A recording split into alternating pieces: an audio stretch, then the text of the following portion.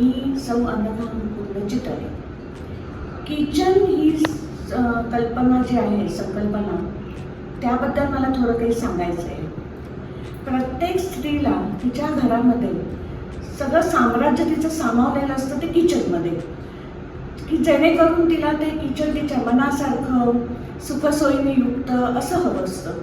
पण त्याचबरोबर ती हा पण विचार करते की ते आपल्या बजेटमध्ये आहे का, किंवा आपल्याला त्याची क्वालिटी कशी मिळेल या शोधात ती असते.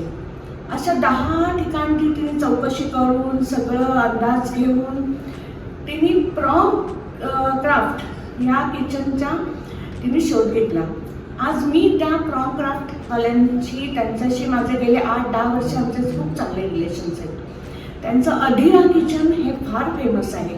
अतिशय सुखसोयीने युक्त आणि सगळ्यात सोपं हँडलिंग, म्हणजे कुठेही काही त्रास होणार नाही कोणाला, प्रत्येक घरातल्या कोणत्याही व्यक्तीला, लहानापासून वयस्कर लोकांपर्यंत, अशा तऱ्हेने त्यांनी ते केलेलं असतं, सगळं सोपं.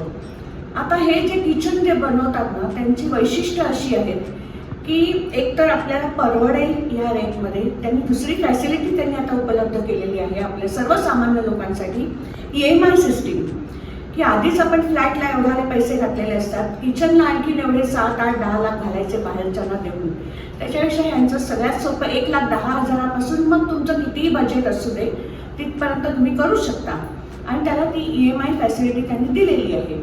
दुसरी गोष्ट त्यांची क्वालिटी, त्याच्यामध्ये त्यांचं परफेक्शनिस्ट एवढे ते लोक आहेत ना, की एक तसूभर सुद्धा त्यांनी मेजरमेंट घेतल्यानंतर इकडनं माप हलणार नाही, तिकडनं हलणार नाही, सगळं ते त्यांच्या फॅक्टरीत बनवतात, अतिशय उत्तम क्वालिटी, आणि आपल्या घरातून फिट करतात. आणि त्यांचं फिटिंग, त्यांचं कामाची पद्धत, त्यांची जी एवढी, म्हणजे काय वर्णन करावं तेवढं कमीच आहे. आणि सगळ्यात महत्त्वाचं म्हणजे आपल्या बजेट आपलं कुठेही हलत नाही त्याच्यामध्ये. क्वालिटी, आज बाहेरचं किचन करून घेतलं, 6 महिने गेले की कुठे स्क्रू त्याचा सैल होतो, कुठे त्याचे ट्रॉलीचे चॅनल्स त्याचे सैल पडायला लागतात, किंवा काही गोष्टी आपल्या नाही सोयीचं वाटत, म्हणजे असं होऊन जातं. तसं यांचं नाही आहे. मी यांच्या क्राफ्ट या किचनबद्दल अतिशय समाधानी आहे, आणि जेवढं मला भरभरून बोलता येईल त्यांच्याबद्दल ते मला आवडेल बोलायला.